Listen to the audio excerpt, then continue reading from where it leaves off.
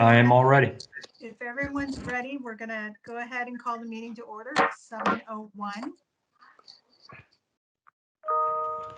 Working from the agenda, Jamie, do we have any public comment? Nothing in addition to what was included in my report. Okay, then we'll move on to business of the board, the election of officers. The slate of proposed officers for 2021 is Melissa as president, Jill as vice president, and Dave continuing as secretary. Are there any nominations from the floor? All right, I will move to accept the slate of proposed officers for 2021. I will second that. Thank you, Cindy. Trent, may we have the roll call? Ms. Bednarski, Yes. Ms. Fisher, Yes. Mr. Glover, Mr. Glover, Oh, you're on mute, I think, Dan. Aye. Ms. James, Yes. Mr. Sansoni, Yes. Ms. Schaefer, Yes. Ms. Stickney, Yes.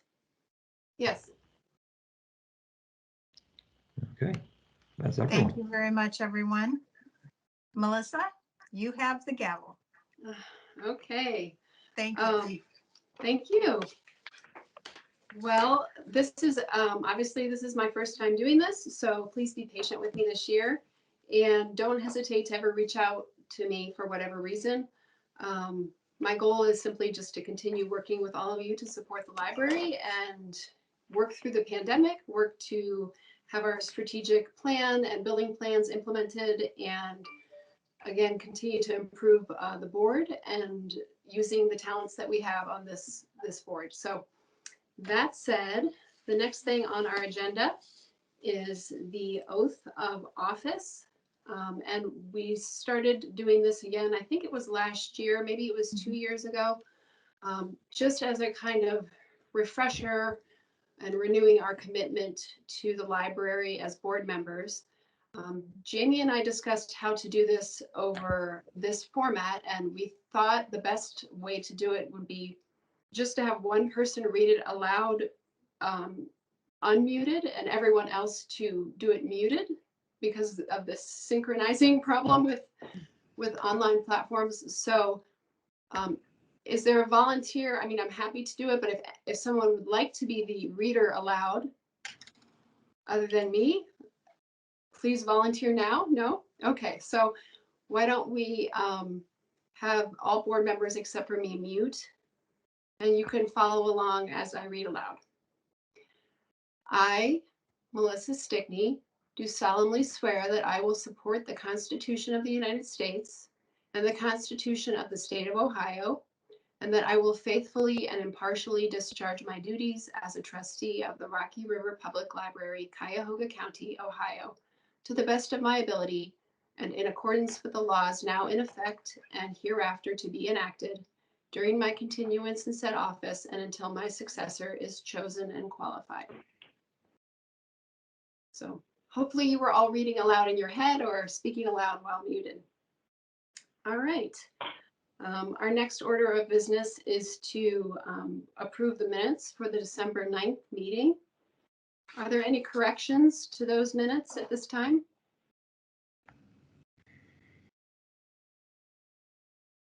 Seeing none, may I have a motion to approve the December 9th meeting minutes? This is Jill. So moved. Thank you, Jill. Do I have a second? I can second. This is Jenny. Thank you, Jenny.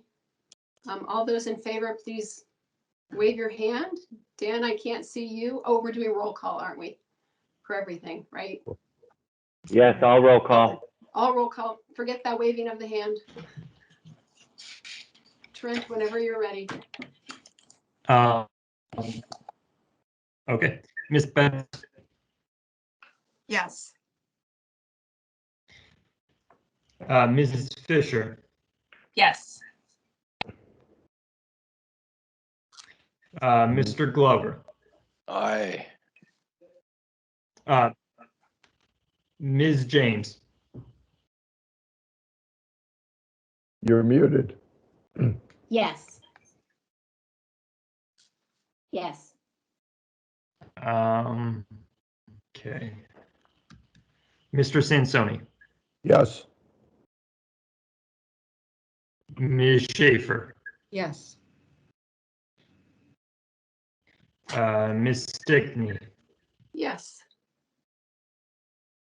Thank All you. right. thank you. Is there any discussion as to the minutes?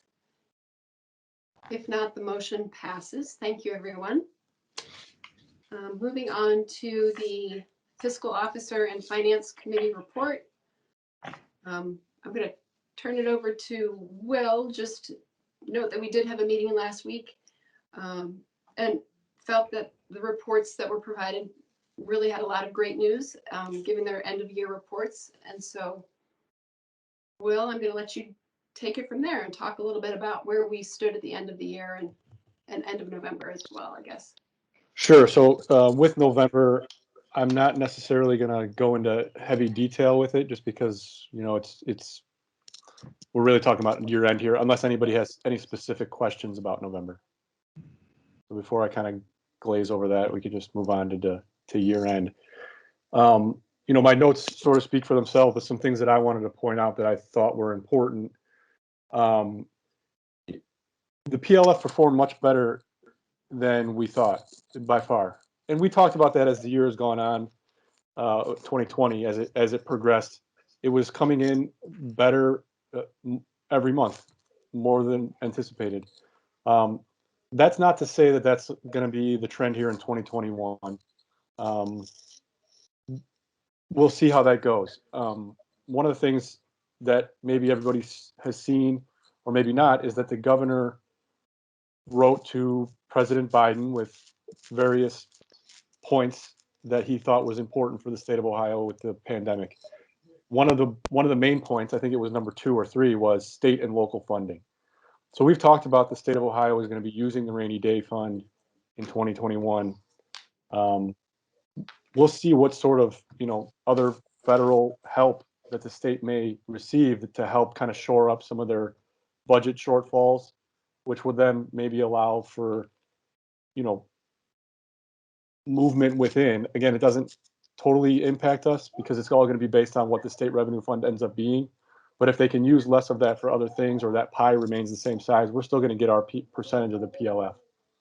One of the other points that I want to make is last year, if you remember, and maybe you don't, it feels like ages ago, they pushed tax day back.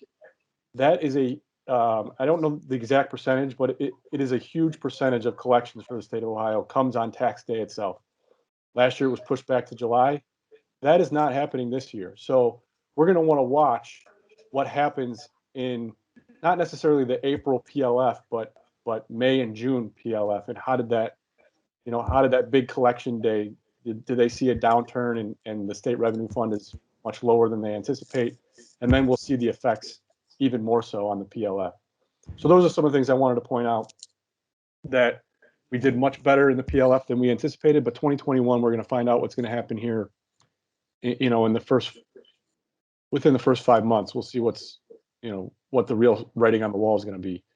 I do plan to do some other forecasting, again, 5 years out, just because we want to maintain kind of up-to-date forecasts of, just making sure that we're doing our due diligence, we're covering our bases, we're planning far enough ahead to know that if we ever had to go to voters, which again, I think Jamie and I both have reiterated to this board that we do not anticipate that is going to be a need, even with the pandemic, but we still want to, have that information in front of us so that we can all, see where we're at and see where we anticipate we're going. So, so the main big variance in revenue that we kind of fell short on, as we all know, is interest income. 2020 did not perform well because the rates are just basically zero now. And that's going to be for the foreseeable future. I know, and I apologize, I missed Finance Committee, but I know there was a discussion, and maybe the other board members are now aware, Star Ohio Plus is being discontinued. We're going to have, I've already had some initial conversations with Brian.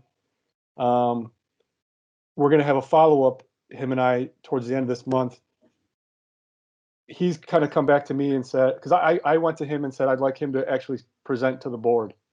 But him and I are having a little bit of a back and forth of how we want to make that work. I don't want him to come in blindly and just give you a blanket presentation, especially when there's information that I've already provided you. I don't want to double up on anything like that. So him and I are kind of working out on what I've given you, what he would normally give to a board in a presentation like that, and then discuss kind of the pros and cons of different avenues he thinks we can take with regards to investments.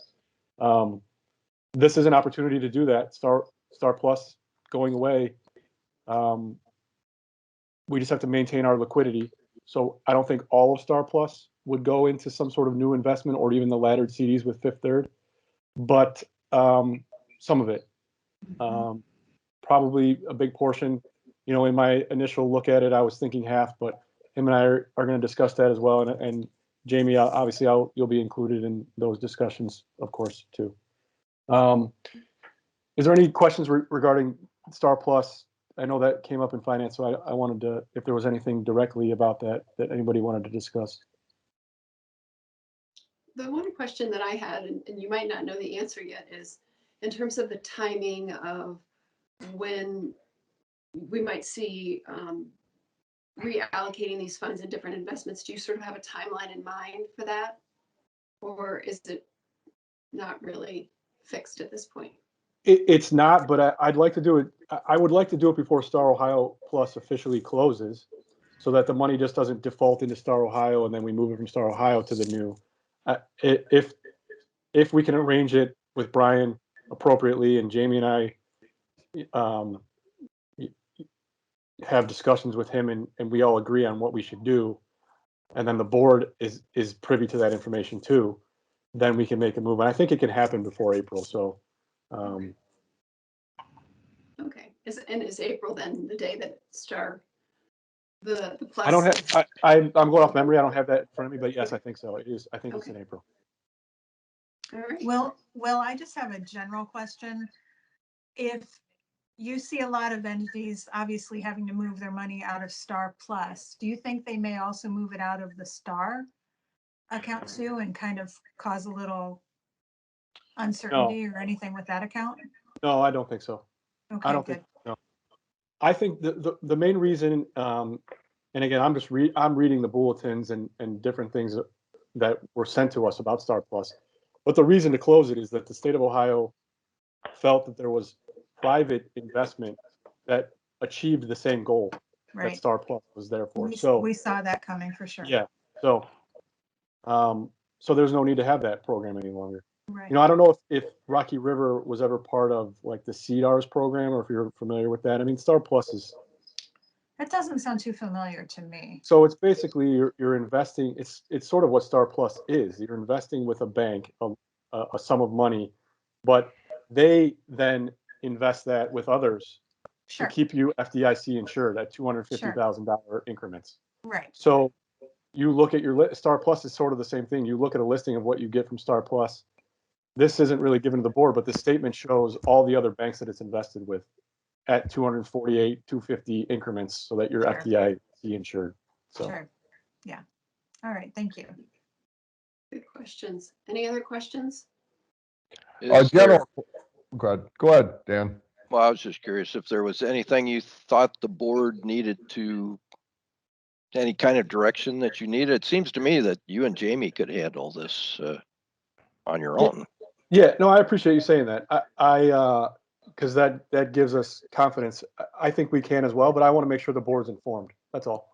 I don't think I'm looking for, and I don't think it's necessary for any sort of formal approval. But I definitely want everybody to understand what we did and why Jamie and I came to the conclusion that we end up coming to. So.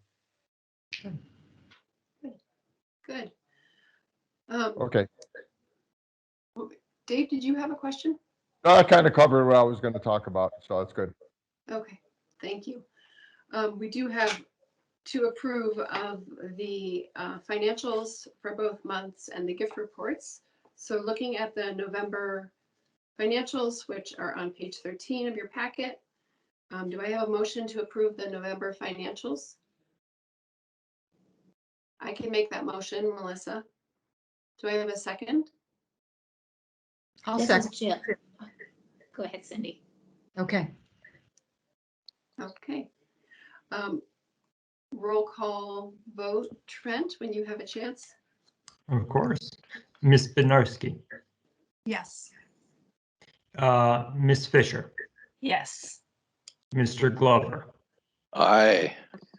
Ms. James, Yes. Mr. Sansoni, Yes. Ms. Schaefer, Yes. Ms. Stickney. Yes. So is there any discussion about November financials? That motion passes. Thank you, everyone. The November gift report is on page 18 of your packet. Jamie, did you want to say anything about that gift report? I had previously mentioned that in one of my director's reports, if you recall. This was a donation. The family was instructed to donate to the library. The mother worked in libraries, and so I had a discussion with her, and we felt that the best use of the money was to put part of it towards the local history room for the technology, and to get that ready so that the public can use that. And then the rest, she said, to use as the library sees fit.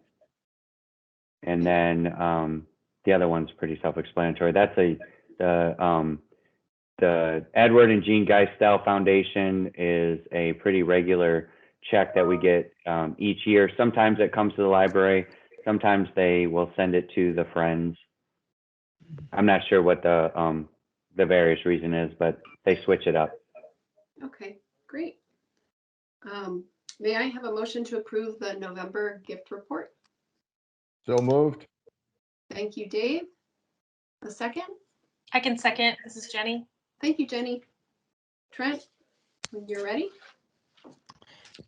Ms. Bednarski, Yes. Ms. Fisher, Yes. Mr. Glover, Aye. Ms. James, Yes.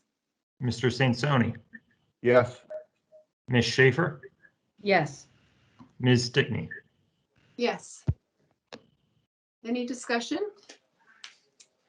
All right, that motion passes. Moving on to the December financials. Does anyone have any questions about those? They are on page 26.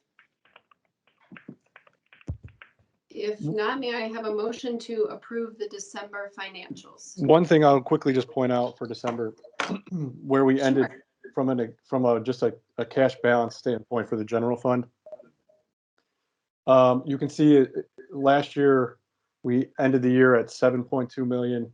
This year, this is the general fund we're talking about, 6.7 million. But if you recall, that's including a $935,000 move from the general fund to the capital fund. So really, if you look at the number on there of surplus deficit that shows on there, that's like an operating surplus that we had for this year of 433,000. So why I point that out, it speaks to the fact that we not only didn't meet budget numbers and revenue, but we did maintain fiscal responsibility when it comes to expenses. We had a favorable variance on every single expense category, except for salaries and benefits, which basically came in, when you're talking about 3.1 million and being off by 50,000 versus budget, that's pretty good. So that just says a lot to the way that we manage our funds, and Jamie and the team that are kind of working with his managers to make sure that we're not overspending, particularly in a year where we're concerned about funding going forward. But I think that's just a trend for us anyway, but I just wanted to point that out. So. Thank you, Will. That's Agree. very valuable to hear. And we are, I think as a board, we're very proud about that, that you and Jamie have done such a good job. So that's great news. So basically, you're saying that we had a surplus. Correct. And I know this is an off-base question that you may not be prepared for, but can you remember, or do you know when the last year was that we did not run a surplus? I don't know that off the top of my head, but I can get you that answer. Because I'm trying to think, and I've been on the board a while, I don't remember ever running a deficit. So it's probably been a while. Not since I've been director. Yeah, I'm thinking, you know, we've been running a surplus for a long, long time. And But we've been maybe- trying to, yeah, Maybe our people deserve, you know, a little piece of that we could be paying our people better. That's something I keep bringing up, but I want to definitely take this opportunity to bring it up again. Sure. Thank you, Dan. I think that's, I know we're going to talk about committee appointments later, but I think your enthusiasm for that point is going to have a really great place in personnel to have some of those deeper discussions.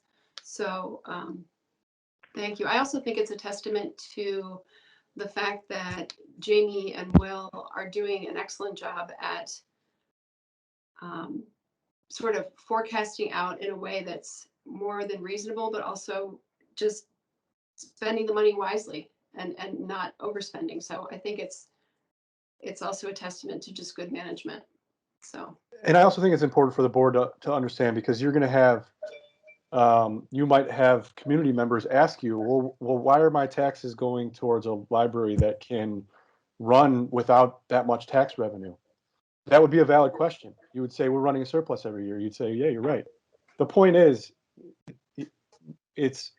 we are conservative in terms of setting aside funds, not only for the current year operations, but the work that we're doing to build the capital fund and look at our long-term management of the building, increasing costs in terms of possibly giving increased wages, but also benefits, which is going to increase whether we have no control over that.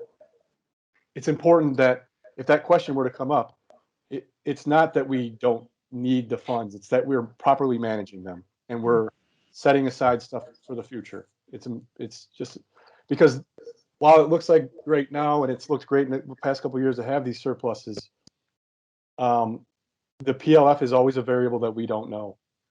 Interest income had been, 150, 60,000 in the past couple of years. That's gone for now. So because we did all this work in the past to build these surpluses, we're now able to rely on those surpluses to get us through hard times. Right. And Will, if you could just address the difference between surplus and, say, like a profit in a regular type of business, because our revenues don't increase. Right. So, I mean, it's you could sort of use those interchangeably, I guess. One's fund accounting, one's not. But really what we're talking about is the fact that the general fund is allocated a certain amount of money. We know what the revenue is going to be, and we don't spend above and beyond that money. The revenue that does come in that we have not spent builds up that fund, and we can do what we need to do with that reserve dollar, whether we move it to the capital fund like we've done, or we have a general fund reserve, which we do. A lot of our money is in the general fund. It's just in a reserve account. So we're talking about banking on one end, and the other side of it is the actual books, which when you see my report, we're talking about fund balances and investment balances. They balance each other out on paper, but one, you're talking about money in the bank and where is it at? The other one, you're talking about what funds is that money sitting in on the books. Right. Does that make sense? Mhm. Okay, thank you for that additional discussion on the December financials. So may I have a motion to approve the December financials? This is Jill. Motion to approve the December financials. Okay. A second motion to that? This is Audra. I'll second. Thank you. I open the floor to discussion. Barring none, Trent, when you have a moment to do the roll call. Okay. Ms. Bednarski, Yes. Ms. Fisher, Yes. Mr. Glover, Aye. Ms. James, Yes. Mr. Sansoni, Yes.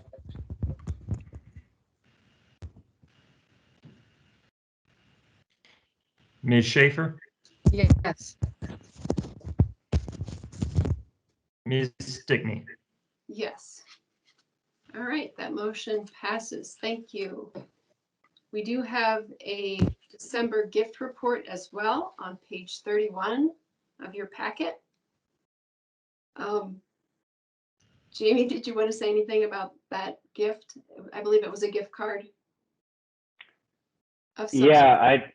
I'm not, Trent, do you recall what this, I don't actually recall what this was for. I think somebody spoke at one of their events. Oh, no, I'm sorry. I think it was a referral. Yeah, no, so this is from the Rocky River Chamber of Commerce. The foundation actually signed up as a member so that they could increase some of their exposure to the community and get access to the other member lists. And so they had named the library as the referral. So what the chamber does is if anyone who refers a member and they sign up, then you get a $20 gift card. So this would be used at any type of prize or giveaway then that we would have for the public going forward. Trent keeps track of those types of things. Okay. I move that we approve the December gift report. Do I have a second? I'll Second. Thank you, Dave. Trent, roll call. Ms. Please. Bednarski, Yes. Ms. Fisher, Yes. Mr. Glover, Aye. Ms. James, Yes. Mr. Sansoni, Yes. Ms. Schaefer, Yes. Ms. Stickney. Yes. All right, that motion passes.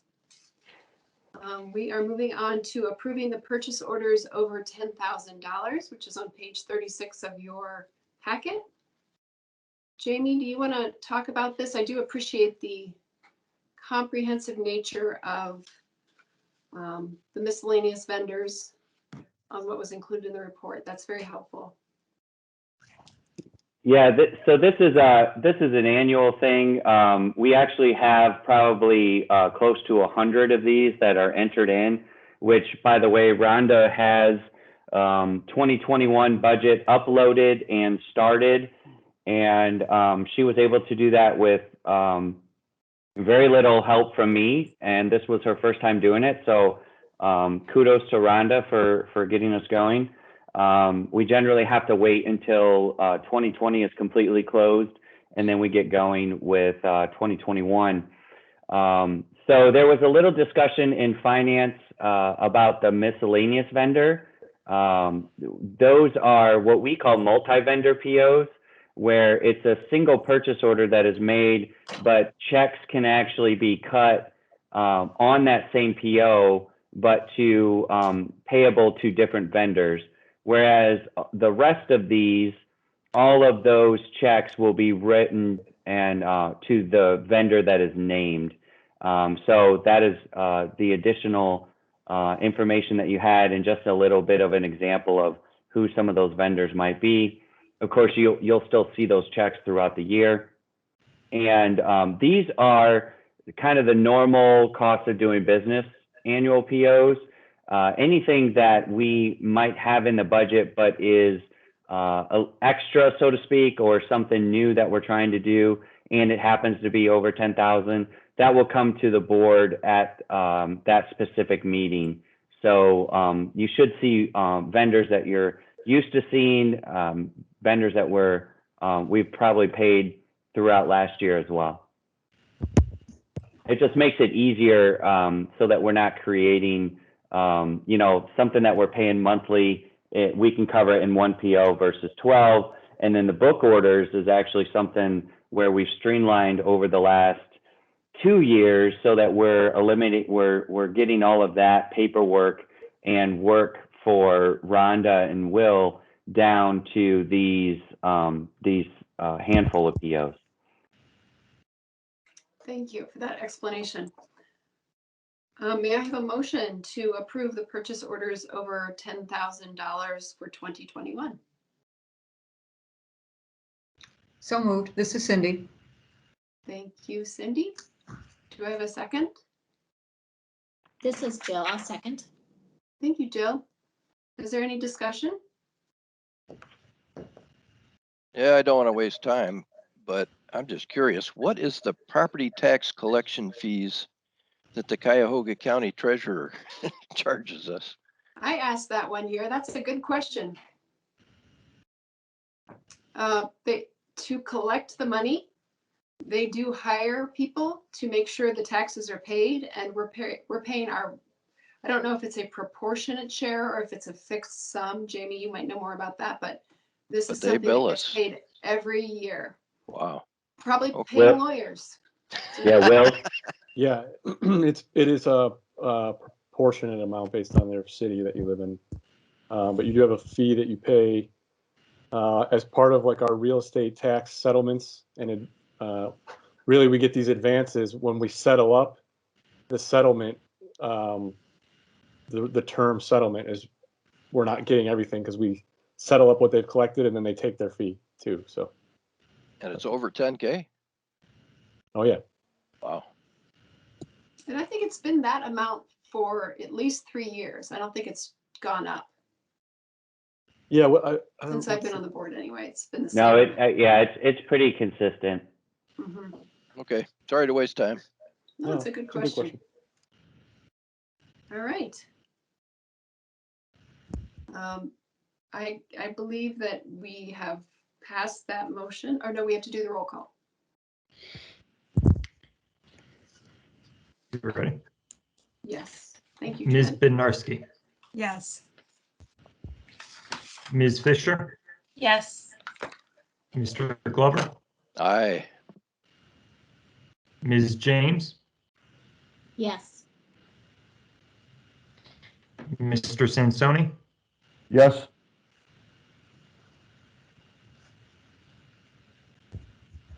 Did you hear me? Ms. Schaefer. Yes. Yep, sorry. That's right. Ms. Stickney. Yes. All right, thank you. That motion passes. Sorry, Trent. The reason I asked is my screen just went dark and I have to get back into the meeting, so I didn't know if I was really in it or not. All right. Moving on to the director's report, Jamie. Yeah, so I do have some things that are in addition to my report. So I'll just simply ask if there's any questions about the report as written. I did want you just to emphasize again the new trustee comments. I know that was in the report, but so there's a new email that's been created, and if we are to, just to sort of be aware of that, that was included in your report. Yeah, basically, we did have a patron that was asking to email the board, and rather than giving out individual emails or posting them online, in which case we potentially open up to spam and other things, I thought it was best that this email was created and it would simultaneously email everybody on the board.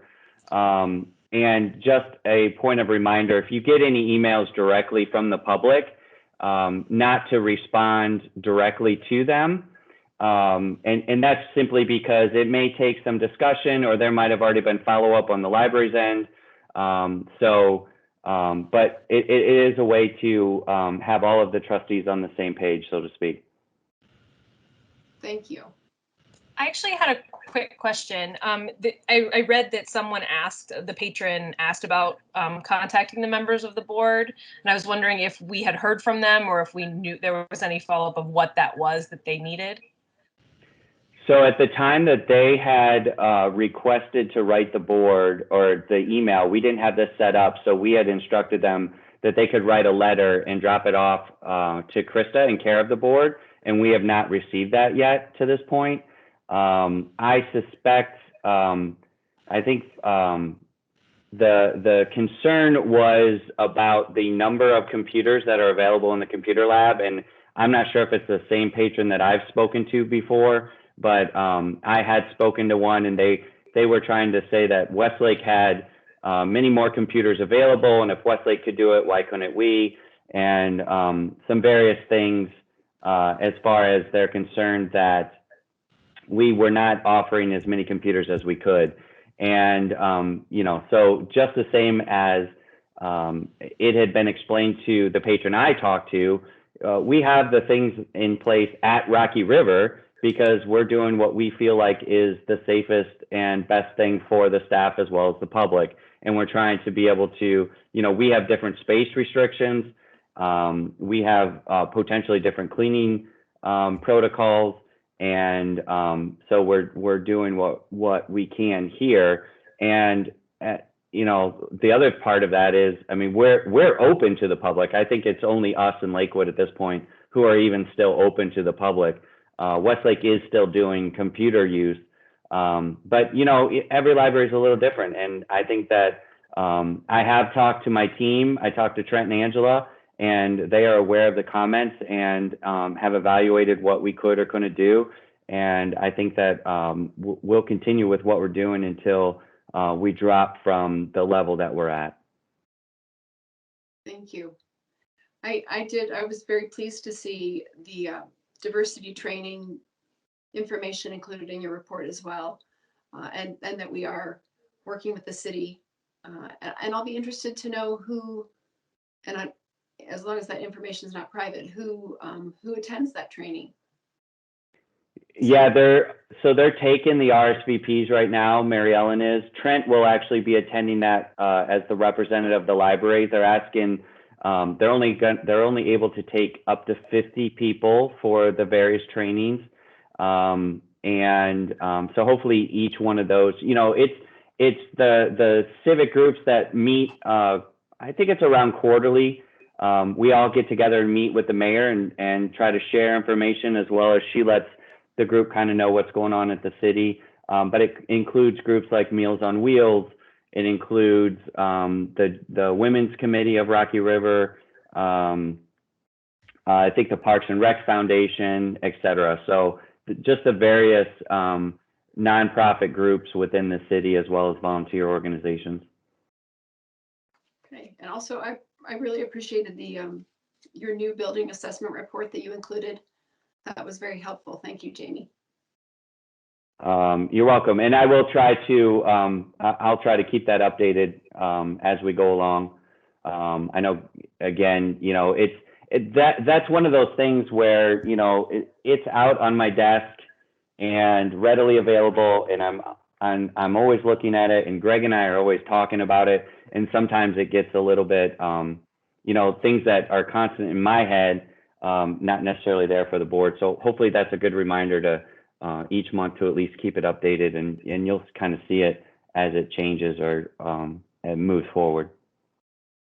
Thank you. You wanted to add to your report as included? Yeah, so no, just some other things that have come up. So I wanted to make sure that the board was aware. We did have the January meeting of the foundation, and a couple things in that meeting. I did ask them to review their scholarship policy that they had, because we do have at least one employee that is doing the scholarship right now, reviewing whether, because school costs have increased since the time that this was originally created, and the potential that we could have more than, you know, more than one employee that was potentially going to take the scholarship. So they felt comfortable with the guidelines that they had, and that is basically up to $5,000 a year they would reimburse any employee of ours who has been here for at least 12 months and works 20 hours or more, they would submit their paid receipts for their classes, and then the foundation could up to $5,000 reimburse them. So if it was 2 employees, for instance, they might split it evenly, or they might, however they would figure that out.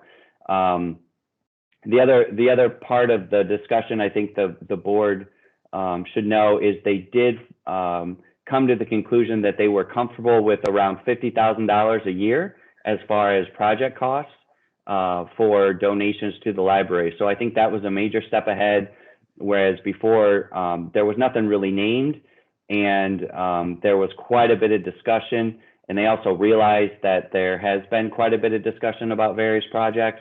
So I think going forward, we're all kind of on that same page. And any projects that I have lined up, certainly the new entrance vestibule, which is called for in the building assessment plan in year 4 through 6, that is something that easily fits within that amount that they have. And the other thing I think that we'll probably be doing and discussing this year is the update of the electronic sign that is out front. One, because of our rebranding, we definitely need to refresh the logo, et cetera, on it. But 2, just to update the technology that is, kind of the guts of the sign, et cetera. So I'm not sure if it'll be a complete replacement of that. And I do have Peter, and I think he is working on that with Jim as far as getting quotes. And I did also refer him to that original policy that the board made, because those of you who are newer may not know, but when that sign originally went up, there was some concerns of the local neighborhood that the sign might be too bright, or it might be too flashy. And that was, at that time, there weren't many signs like that in the city or around the city. And I think guidelines have changed a little bit, but we do, for instance, turn it off when the library's closed, so it is not lit all night and stuff like that. So Peter is aware of what those restrictions are that we agreed to. And the foundation did pay for that sign initially. So I think it's a good project for them to, again, update the sign. So I think that that's some positive steps for the foundation.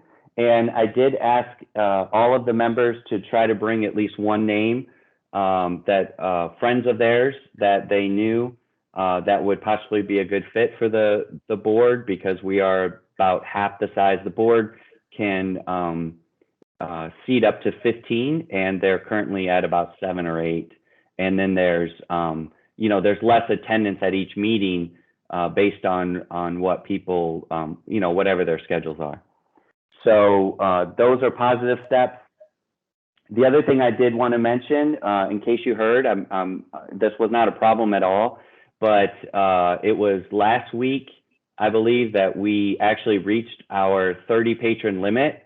And that was the first time that we had reached our limit of number of patrons in the building. Peter Matera was in charge that day, so he was able to stand by the greeter's desk and just kind of hold patrons in queue outside until so many left, and then they were able to come in. He reported that everything went very smoothly. Nobody really complained. I think we're all kind of used to having to wait in line occasionally here and there, so that was good. And it actually happened again yesterday between 3 and 4, and that was when the middle school had let out. It was that freezing rain yesterday, so we did have some middle school students that were waiting for rides in the lobby. We certainly were not going to necessarily kick them out and make them wait in inclement weather. So, but it did affect our numbers a little bit. And then after that hour, it died. Greg came back up and said, we're down to 7, so we think we're pretty good. And I think that's about what had happened with Peter as well. It got down to a point where there were like 12 in the building, and felt comfortable that we weren't going to get to that point again. So are we going to have to hire a bouncer? No, yeah, generally our in-charge staff would do that. It doesn't seem to be that it's been a problem. So I hope not. I was wondering how the switch to green, the all-in, everyone in school at the same time program was going to affect the library. So it's interesting to hear the weather played a part there. Yeah. Okay. And I think had the weather not been a factor, I don't think we would have. We may still have had extra traffic because maybe parents are picking their kids up and then they want to run into the library real quick as well. So that 3 to 4 hours still could be a problem as we go. But hopefully in the next couple of weeks we won't be at this red level and we can get back to our. I think previously we were at 55 or 60. So I think that'll help too. Good. Then two other things that I have. There was, unfortunately, last Wednesday, which was after the Finance Committee meeting, so I couldn't really discuss it in finance. We did get a quote for our new gas renewal, and we were able to, the broker that we used was able to negotiate a 9% savings over the course of the next 24 months. So that contract expires in May. So I asked her first if we could wait until the board meeting so that we could talk to the board. And with the volatility of that gas market, she said the prices change daily. So I felt that I really couldn't wait. And actually I get almost daily emails from her as far as what the gas market is. And it has gone back up as far as the current pricing. So I did email Will and let him know what was going on, and he agreed that we could move forward with that 9% savings, and that's over our current rate. So I did sign that contract, but wanted to make sure that the board was aware that that had happened. It was just the way that the timing worked. And then How many months is the contract for, Jamie? 24. 24, okay. Which is the amount of time that we went in last time. The 3-year contract was at a 7% savings. And so I didn't feel like it was, I felt like 2 months or 2 years and the 9% was probably better, and then reevaluate things as we go. And then the final thing, I spent most of my day yesterday tracking down levy funds. So Cindy and Audra, you might recall this conversation. Back in the last levy that we passed was in 2003. And in 2006, the levy committee was, they were disbanded, and there was actually around, at that time, there was $5,000 left in that account. And Michael Mayer was the treasurer at the time. And Gene McQuillan was one of the co-chairs for the levy committee. And the levy committee had decided that they wanted to keep the funds earmarked for the levy in the case that we may have to go out for a levy again. Of course, at that time, they weren't sure where we were going to be, et cetera. So Michael Mayer, unfortunately, has passed away. And his family had been going through his estate and had liquidated his various accounts, and then realized that that some of that money belonged to the levy committee. So I had to track down the rules, because there are specific rules as far as what can be done with levy funds, et cetera. And then also try to figure out what we potentially could or couldn't do with the money. The other portion of that was they had a filing. There's an annual filing that is actually due January 29th of every year. So the family was up against the deadline of that filing. So I made multiple calls. Of course, I called Gene McQuillan, who knew right away what was going on and had within minutes the paperwork. As those of you that know Gene, we did call her our pack rat. So I was able to quickly make sure that I understood what was going on. Made a call to Michelle Francis at OLC, talked to the Stephen Mayer, who is the son. They are working with a CPA on that. Ended up calling, I did speak to Will, who talked to his wife, who was on a levy committee for the Lakewood schools. and then finally called the Board of Elections, where I was able to get some very firm answers. So everything is okay at this point. The family was also put in touch with the lady I spoke to at the Board of Elections. They will be able to get the filing done. I reached out to Marianne Boyer, who is the treasurer for the foundation, who has a CPA firm here in River, and she was willing to be the treasurer for the new quote committee. So there's a form that she has to fill out and file with the state. She'll create a new EIN number, and then a bank account will actually be named in the levy committee's name, and she'll be one of the signers on that. So in the event that we do have to go out for a levy, we do have some pretty good seed money. The only money that comes out of there is whatever the fees are for the annual filings. So everything ended well, but it was one of those things where the best laid plans for your day, and then you get a call like that. And the other thing I said was, if anyone wants a library director to call them back very quickly, they can tell them that they have money for them. So anyway, so yeah, so that was just a surprise story. It ended very well, and we should be good moving forward with that. That's a nice call to get. I Yes. mean, it's a sad call to get in a way, but also a nice call. So I do know that we have to approve some items to be declared surplus as well. I believe that's on page 48 of the packet. Is that Yeah, correct? Okay, All of these items, hold on, I'll get to the page. I think it's 48. All of these items are basically items that were taken out of when we did the meeting room technology upgrades. So these are items that we're no longer using, so the older projectors, et cetera. And the way that this works is once these are declared surplus, we will first offer them up to other libraries, but other nonprofits. Because they were paid for with taxpayer dollars, we can just transfer ownership to one of those institutions, and generally there's no fees with that other than however they want to obtain them, whether they want them shipped, et cetera, in which case they would pay shipping costs. And then if nobody wants them that way, we would offer them up for a public auction, which Greg usually handles. And then beyond that, they would go to the trash heap. All right. Peter, did you have anything else to say about that? Okay. So may I have a motion to approve of the items to be declared surplus? So moved. This is Audra. Thank you, Audra. Do I have a second? I'll second, Dave. Thank you, Dave. Any discussion?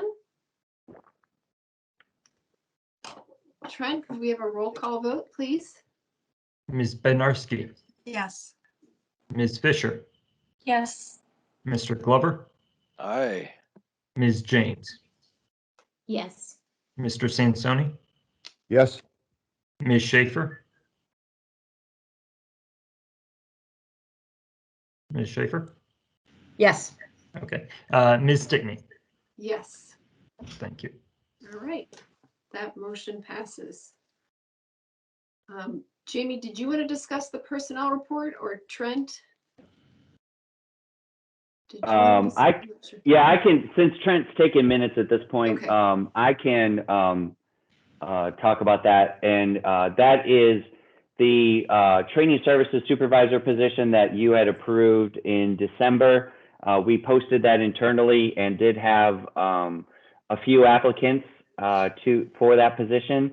And Molly McGurr-Norris was the person that was selected for that. So you'll see, basically she's transferring, but she was a computer aide that was working at both Rocky River and at Lakewood Public Library. She actually she was working full-time at Lakewood and was working an additional 12 hours here. And it's something that may seem a little odd, but it's something that her and her husband do. They both, at that time, they both had 2 jobs. You know, that's kind of what, when we first hired her, we're like, how does this work? And she's like, that's just what we do. So anyway, so Molly has since graduated actually with her library degree, and this position actually enables her to work full-time just for us. So we're very glad to have her. And Will, you can tell Jim that I'm sorry, not sorry for grabbing Molly. I'll let him know that that you're sorry for stealing. So It's a small world. It is. And do we approve of the personnel report? Yes. We do, okay. So may I have a motion to approve of the personnel report? This is Jill, so moved. Thank you, Jill. Do I have a second? This is Jenny, I second. Thank you, Jenny. Is there any discussion? All right, Trent, when you have a moment, the roll call, please. Ms. Bednarski, Yes. Ms. Fisher, Yes. Mr. Glover, Aye. Ms. James, Yes. Mr. Sansoni, Yes. Ms. Schaefer, Yes. Ms. Stickney. Yes. Thank you. All right. And then one final thing, if you haven't made it all the way down, page 69 of your packet, Stacy did include pictures of the refreshed wrap on the Element. Looks So, good. you know, please make It sure that looks you take great. a picture of that. And that was designed by Stephanie Oswald in our graphics department. So, as always, she does a great job. I love the way the books were around the rear lights. That was really clever. Yeah. And it obviously looks much better in person. So if you do happen to get around or even see it around town, you know, make sure you get out and look. There's a lot of good detail in there. Yeah, I actually wonder how they put these wraps on a vehicle. I don't think you get to see that. It goes to a location and it goes in a garage and it comes back out completely newly wrapped. But I don't know how it works, and it's kind of intriguing. Yeah, we got to get that for all the board members. Yeah. Wrap your cars, Dan. You want your car wrapped? Sure. Well, I know My we old do have a junker. license plate cover, so you can start with that. Yeah. Yeah, that's right. Yeah. All right. Is there anything else, Jamie, for the director's report? That's all I had. Okay. So moving on to the president's report, on page 50 of your packet are the new committee assignments for 2021. I did have a chance to speak to all of you individually about the committees that you would feel comfortable serving on, and you all made it very easy for me to place everyone. And so thank you very much for that. It's also updated on the board website as well. So if you ever just need a reminder, wait, what am I on again? You can go there. There's also an update on the board website as to the meeting dates for both the board and the finance committee. And I believe Jamie updated the one other board document. What was it? The resolutions that are passed. The annual calendar. Annual calendar. So those are all really helpful documents to look at. I did want to encourage board members who have not yet had a chance to attend the OLC trustee workshop to consider attending this year. I feel like it's so convenient. It's like the ultimate inconvenience. You don't have to get in a car and drive to Columbus. You can just attend via Zoom, and presumably if you can't attend all day, you can attend what you feel comfortable attending. So it really is a great opportunity. I think I was the most recent person to attend it, and I found it to be very valuable, not only in the information that I learned, but also just talking to other board members serving around Ohio. I did not realize until I attended that conference what amazing libraries Ohio have. We're kind of like this gem in our country. We're like this unique state. So that was really enlightening. But it also, of course, made me appreciate our library and all that we have to offer. So, and I know the library pays for that for any board member who's interested. There is a deadline of, I believe they need to know before February 28th, and it is on March 6th. So anything else to say about that, Jamie or Audra, Cindy? I think maybe you've attended that. And okay. We would like to have a board retreat, which is typically something that's on our calendar in February. I don't think we've had a board retreat in a couple of years though. And so I think what Jamie and I will do is probably just send out some polls as to your availability in February, where, if at all, if you feel comfortable meeting in a particular location. I know we've used the Methodist Church in the past, or if Teams is the way to go.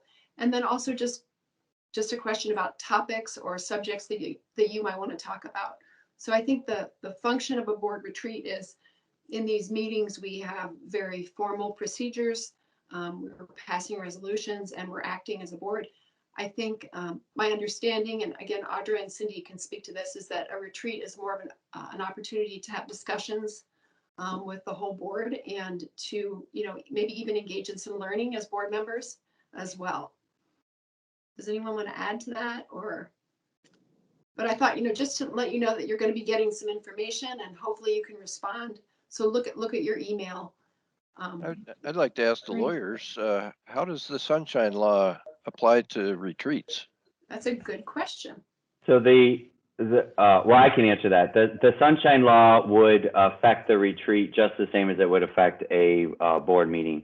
So theoretically, it would be open to the public and it would be announced that the board is having a retreat. I think in the past, there's been some issues that the board has discussed that have fallen under that, where they were actually able to go into an executive session for certain things, because some of the things we've discussed in the past are maybe legal issues or some other general pay issues, et cetera. So we would pay attention to Sunshine, and if we needed to go into an executive session, we would, but they potentially could be open to the public, although no one has necessarily attended in the past. And I think just to further Melissa's point a little bit, we've had various discussions last month as well as this month. Dan, I know you feel strongly about pay issues. So I think that having a clear understanding of how the board feels in general, it's as far as even where the board would like to get to, and maybe it's something where it says, all right, well, this is one of our goals, and we're really just going to charge you with 3 years or 2 years or whatever, or even just to look into it, but something that puts everybody on the same page, or at least in agreement to where we want to go as an organization. So it would kind of be a little different than like strategic planning or something, but more of on a smaller level than that. In the poll that you all are going to send out to us, is it going to be able to us to access? For instance, I think it's a great idea to do a retreat. And we haven't done one in several years, and I think it would be wonderful to do one. But personally, I am not comfortable meeting in person just yet. And I think that the value of an in-person retreat far exceeds the value of a Teams retreat. So any flexibility there in terms of waiting a few more months till we get to the point where maybe we're all comfortable meeting in person, as opposed to doing one soon where we might feel we have to do it on Teams. Yeah. So the poll was basically one, maybe availability, but it was also to assess comfort level. I know some of you have expressed your comfort level even with regular meetings, and we do want to take that into an effect. And I think that we also agreed, at least Melissa and I did, that it would be much better to meet in person, just like you said, Cindy. So, yeah. And it doesn't have to be in February. It's something where we've done it in February in the past, and I think that we've had enough discussion about various things where it should be something that we at least place as a priority, and maybe if we can't do it now, we say, yes, it's still something we want to do, but let's touch base again in a couple months or see where things go. Good. And I think too, it might be valuable to pull macro topics maybe, and then that would give Trent, Jamie, Will time to prepare, all the different facets of whatever we decide to talk about as topics. Great idea. That's it, yeah. Great idea. I think, and there may be, I'm not quite sure how the polling feature works, but it may be sort of fill in the blank as opposed to pick one or two or rank. I'm sure I'm gonna learn something new about how this technology works in the next week or so. But I agree that face-to-face is valuable, and giving the library staff who would be involved in this retreat the time they need to prepare, that's really, really a good idea. The one other order of business that we do have on our calendar this year is every 5 years, I believe it is, we review our bylaws as a board. So in that big binder that you have, it's usually, I think it's the first section is the bylaws for the board. So Jamie and I thought that this is something that would be good to do in the summer months of July and August when, we don't have any reviews that are pending and the weather is a little nicer and hopefully we're all vaccinated. So it's just something I want you to sort of make a mental note of. And certainly if you're like me and you just like reading documents and writing notes on them, you can start doing that process now so that you're thoroughly prepared when we get to that review. So that is something that we will be doing as a board this year as well. That is everything for my report. Moving on to committee reports, buildings and grounds. I believe this is Dan's last meeting of the board where he's chairing this committee. Dan? There have been no meetings, so nothing to report. Okay. And personnel. Dave, do you have anything to report? No, we had nothing new. No. Okay. No report. Thank you very much. I believe at this point in time, do we need a motion to enter into executive session? All Yes. right, I move that we enter into executive session. Do I have a second? Thank you, Audra. I could see your mouth moving, so I presume you said that you seconded that. Do we Yes, need I to did. do a roll call for entering or exiting? I believe we do, correct, Yes. Jamie? Yeah. Okay. Yes. So Ms. Trent, Bednarski, thank you. Yes. Ms. Fisher, Yes. Mr. Glover, Aye. Ms. James, Yes. Mr. Sansoni, Yes. Ms. Schaefer, excuse me, Yes. Ms. Stickney. Yes.